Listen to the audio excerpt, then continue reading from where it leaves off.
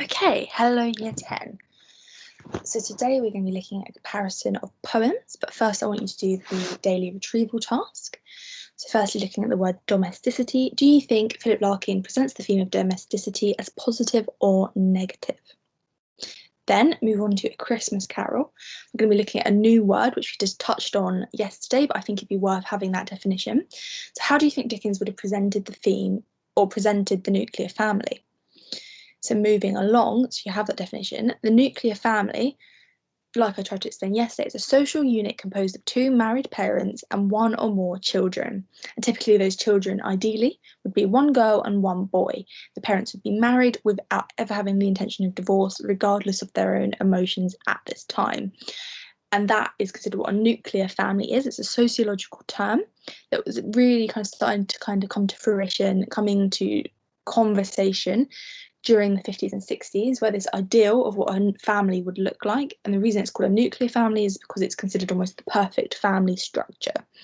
Nowadays we have very different views on that, and there isn't really a perfect family structure.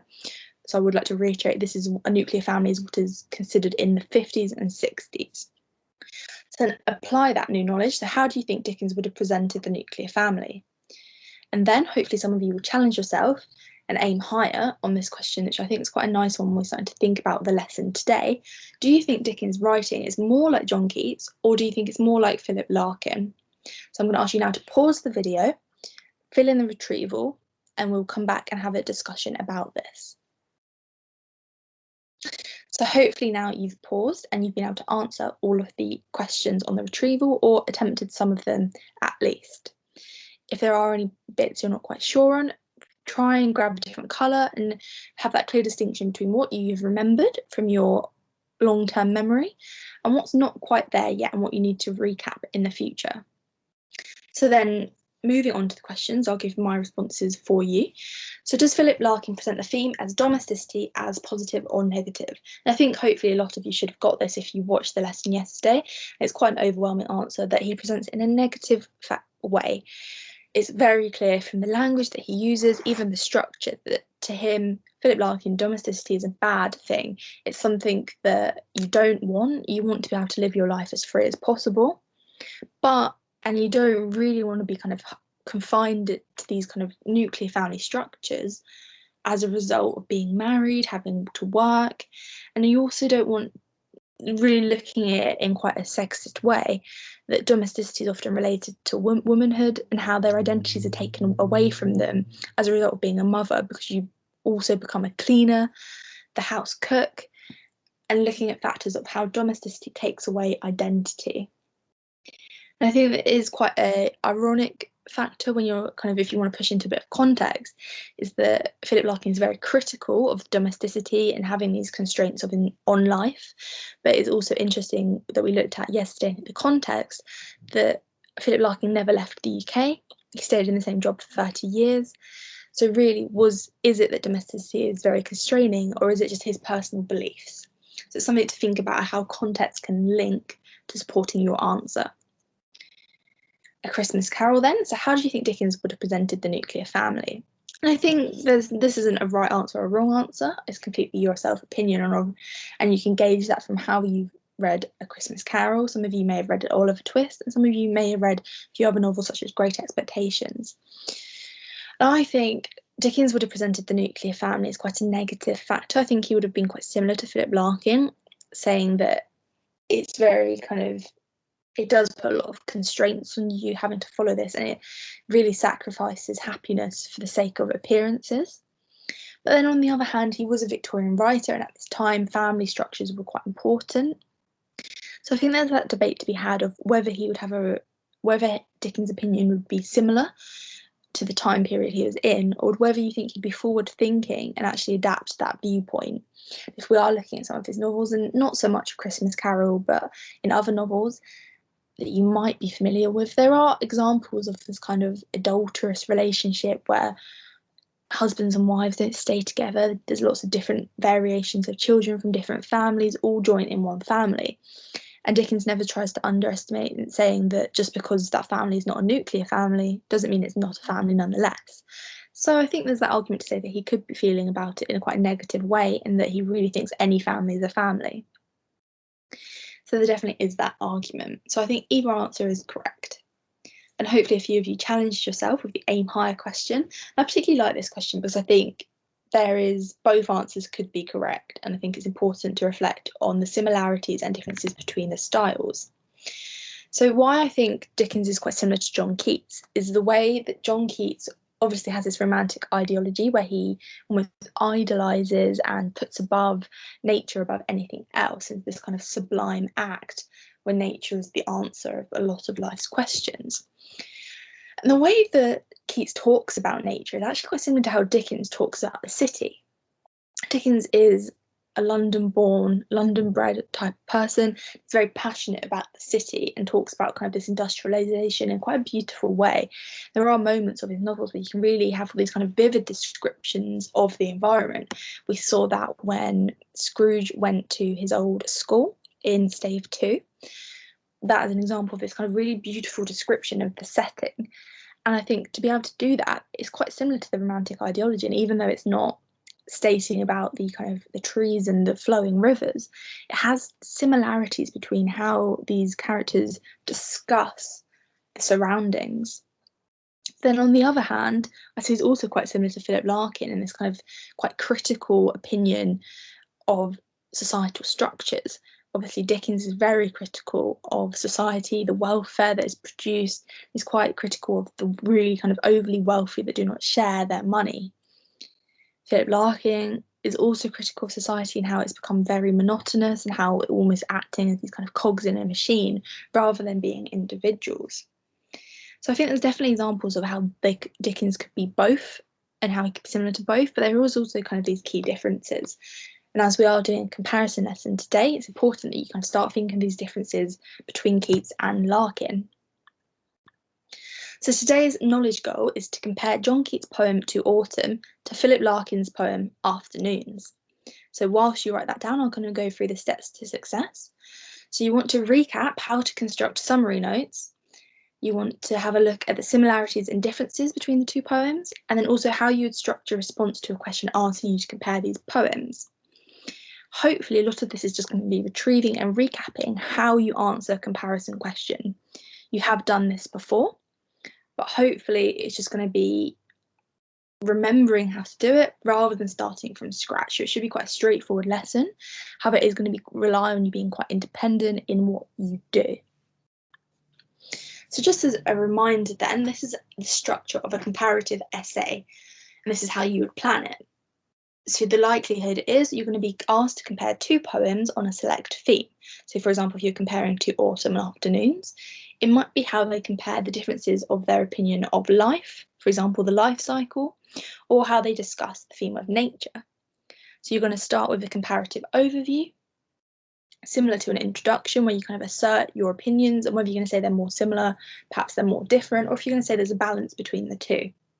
You're going to have 4 select pairs of quotes comparing different themes. If you want to challenge yourself, I'm going to remind you that you will have to talk about structure and form, which I think is going to be quite easy to do for this comparison because there are a lot of structural points within To Autumn and Afternoons that can be quite clear to have a comparison for. I will just state you're not expected to fulfill this essay plan. I'm not going to ask you to write the essay. I don't believe you're going to be doing this at any point. It's just to have that clear comparison between them. But if you are being asked to compare them, you want to make sure it's in an essay structure to get you familiar with how to do so. So then moving on, I want you to make these summary notes to make it very easy to compare the two. So you're going to draw and fill in the table for both To Autumn and Afternoons. For those of you that are not quite sure how to do that, perhaps you wasn't in the lesson where we did this previously, I will be going through it as a group. So perhaps you want to start drawing this and we can go through it together, and some of you might get your own opinions that you can fill in the gaps for. Once I've done To Autumn, I'm then going to hand over to you and I want you to independently do the same for Afternoons. So everyone today will be completing the summary table of Afternoons, and then some of you will be also independently doing it for To Autumn. But do not worry about if not, because some of you might not just remember how to do the summary note table. So then, themes in To Autumn. Quite clearly, we've got the theme of nature, got the theme of pastoral, and the theme of life and death. Now, instantly, when you're going to be writing these tables, you're going to start thinking, is that in afternoons, or is this discussion in afternoons in To Autumn? So you're immediately going to be making links on this very succinct table that's going to help you in making these paragraphs that you're going to be comparing the two. So when, for example, looking at the theme of nature, To Autumn presents in quite a positive way, looking at, and it's also linked to life and death, thinking about how nature is almost just a natural example of the life cycle and how it slowly moves, but how you are prepared for it. It's presenting the life and death through this kind of beauty of nature and the kind of full cyclical cycle of it. Whereas if you think about nature in afternoons, the kind of examples of nature that you get are these trees that border the recreation ground that have been placed there to show this over-controlling suburban life. So you've got these different examples of just the similar theme immediately when thinking about this. Structure them. Oh, what does that say? Childhood. Ignore the childhood on the themes. I'm not sure where that has arrived from. So structure them. We've got the trochee, the elegy, the Greek drama, which is strophe, antistrophe, and epode. Just some key points you want to make sure you've got for each of the structures. So for the To Autumn, these are some key points about the structure. So as you remember, trochee is this reversed iambic pentameter, stressing the first vowel rather than the second. We've got this Greek drama where it's 3 stanzas, presenting 2 arguments, then creating an overall conclusion. When we're thinking about comparing that to afternoons, then there isn't really elements of this. Afternoons is quite lacking in structure because it doesn't really have a poetic rhyme scheme at all. What it does have is very kind of equal sized stanzas consisting of octaves. The reason for that potentially is that the structure in To Autumn is trying to give us this message of the life cycle, having these different moments, different conclusions, going through life, and it's changing as you age. Whereas in afternoons, the structure is so consistent because it's showing us how boring life is, how monotonous, how mundane it is. Poetic techniques. In To Autumn, there's a lot of personification, a lot of metaphors, slant rhymes, rhetorical questions. Some of you might need reminding on what a slant rhyme is, which is a word which is kind of a similar rhyme, but almost a half, it's not quite there. So for example, you've got the word bees and the word cease in To Autumn in the first stanza, which is very similar sounding, but they're not quite there. The reason for that is to kind of extend this discussion of the never-ending summer. It's not quite there, but it almost is. Hopefully the poetic techniques is something that you're going to be able to do and able to spot quite quickly, and it's often the analysis of the language which creates different opinions, whereas the personification and metaphors are something I know you're all quite comfortable doing. Context then. Context is going to be quite different between the two because obviously each poem has its own context. So context is important to remember that To Autumn is a romantic poem from the Romanticists, which is significant because it discusses nature in a different way. Immediately we know there's going to be a different version of nature in To Autumn to Afternoons, because Afternoons it was written a lot later and does not follow any of the romantic ideology constraints. Got that link to the Battle of Waterloo. And it's also something which I really hope some of you will be able to get into the poem, which we also will be doing in the feedback of today's lesson. It's considered the most perfect poem ever written by a lot of critics. Is that something you think could be argued about Afternoons? Potentially, potentially not. It's something to consider in your analysis. And finally, I want you to get some key language points and some quotes that you're able to compare between the two. Something that and when you're looking at this, the most sensible option is just what stands out to you. And for me, what stands out when I look at this poem, which I think is a lovely line in the poem, is "For summer has overbrimmed their clammy cells." This is where the honey is oozing out of the honeycomb, oozing out of the kind of them hexagonal shapes. And it shows that summer is complete. Summer can't go on because if it goes on, it will be kind of over complacent. So autumn needs to happen for the life cycle to keep moving. It's a really lovely line discussing how life is important and why it needs to move on. If you're comparing that to something in afternoons, you might look about how, but the lovers are all in school, where those children are in school and they're going to be exactly the same as their parents. This life cycle is just exactly the same year on year, with all these children aging as the same as their parents, and they all have these destinies for them while they sit in the school classroom. There's different views of the life cycle, where one is talking about this kind of beautiful version of nature, the other is talking about the constraints of the life cycle. So hopefully that gives you a summary of how I want you to complete these notes. And I think they're particularly useful for when you're making comparisons, because it outlines what you need to compare without having to really kind of sift through the poem in depth. It's just you can quickly glance over, look at the structure of one, look at the structure of another, for example, and make those differences.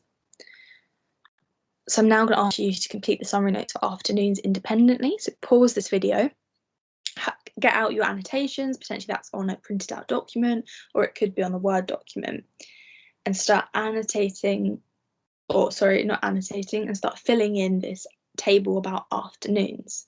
So as I've kind of gone through it, I've given you some hints, so hopefully you'll be able to complete this. So as I've said, pause the video at this point. Great. So hopefully now you've got kind of a completed table of summary notes for both To Autumn and Afternoons. Hopefully many of you have been able to add to the table for To Autumn and add a few more points in an independent thoughts. That was more just a model on how you should be doing it, rather than the finite version of what it should look like. So I want you now to do is write a comparison for each section of the table. I don't want you to write this as a kind of an essay-like style. I just want you to be able to pick out what you've done in the table and be able to compare them. So I want you to compare a key theme between the two. Is there a similarity theme? Is there a theme that's very different in the two? Potentially you might look at the theme of childhood in afternoons. So I would say that's not particularly relevant in To Autumn. I want you to have a look at the structure, the poetic techniques, context, key language, and quotes. Before I'm going to ask you to do this, if some of you are a bit unsure about what I expect for this to look like, I've got a model on the next slide which will demonstrate this. So I'm going to answer and model to you how I'd do it if I was answering it about form and structure of the poems, as I know that's something you all, not all, but a large majority of you kind of are not quite sure on how to complete. So it's worth me modelling this answer. So you want to make sure one of your quotations and comparisons are on the form and structure of the poems, and that is if you really are aiming for those 7, 8s and 9s, you would be limited if you only talked about the language. So, for example, if the question was, how do these quotations present their view on life, either the same or differently as a result of the structure? So we'd be particularly looking at the structure with the theme of the view of life. So, for example, this is kind of all I expect per section. So I'd want this kind of size of the model, just kind of a couple of sentences on To Autumn and Afternoons, just to kind of outline to you differences and similarities between the two. Now, the reason I've done the structure is I think there's very clear differences between the two. There aren't many similarities, so I'm going to state that, and then start to explore them individually. So To Autumn follows the structure of a Greek drama. All the stanzas consist of a quatrain and a remaining 7 lines, each one representing either the strophe, antistrophe, or epode. These 3 stanzas represent the seasons' movements through the life cycle, imitating the cycle of human life. Afternoons, however, and however is that key point where we're going to start to compare them. Perhaps you might, whereas, that's another option you could use. On the contrary, if you are using a difference between the two. So Afternoons, however, has 3 sets of octaves with a lack of rhyme scheme, which is suggestive of the monotony of life, with little excitement being produced from either poem or life. So immediately we can tell that even though they have that similarity of discussing the life cycle, the structure of how they're structured and the kind of the impression we're given is actually very different, and they have very different versions, as one is just about the movement of life, preparing for this change in life, whereas the other is saying that life never changed, it's just one constant. And you then summarize that with perhaps a sentence just outlining the differences between the two. So hopefully you're now able to complete this section of the table. So I want you to use your summary notes and just each one try and find a difference or a similarity between the two. Try and make it balanced, or if you can't really find a balance between them, state that there are actually very different or very similar poems. I think you're going to find more differences between these two than similarities. They are quite different, but that's not to say there aren't similarities in there. So hopefully it'll be good so you'll be able to attach what you've done to this assignment, and I'll be able to read some of your responses on this. So don't take this as a formal assessment, it's not at all, but instead use it just to summarise the comparisons that you've made to prepare these poems for yourself in your own mind. So yeah, as I've said, I want you to write comparison for each in the themes, structure, poetic techniques, context, and key language to cover all kind of basis that could come up in an exam style question. So before I get to the final feedback, I want to make sure you pause the video so you're able to complete that. So the final feedback today then, and I think this is quite a nice one, which is really coming like a life cycle, coming quite full circle from when we first started studying to autumn. So I want you to discuss which poem is considered the most perfect poem and explain your response. Now, obviously, we know To Autumn is considered this perfect poem, but do you agree with that statement? Do you think To Autumn is, out of the two, the most perfect poem? Or do you actually think Afternoons has got more elements and it's more reflective of modern society? I want you to explain your response in that. I think that could be quite an interesting question to respond to, as it's really going to show you, it's going to require you to have your own opinion and start asserting your own beliefs about this rather than being told, because there's no correct answer to this. So hopefully you've been able to accomplish this lesson. You've been able to make these quite succinct summary notes on each poem, which have been able to really you've been able to utilize them to make these clear comparisons between the two. So goodbye all, speak to you next week.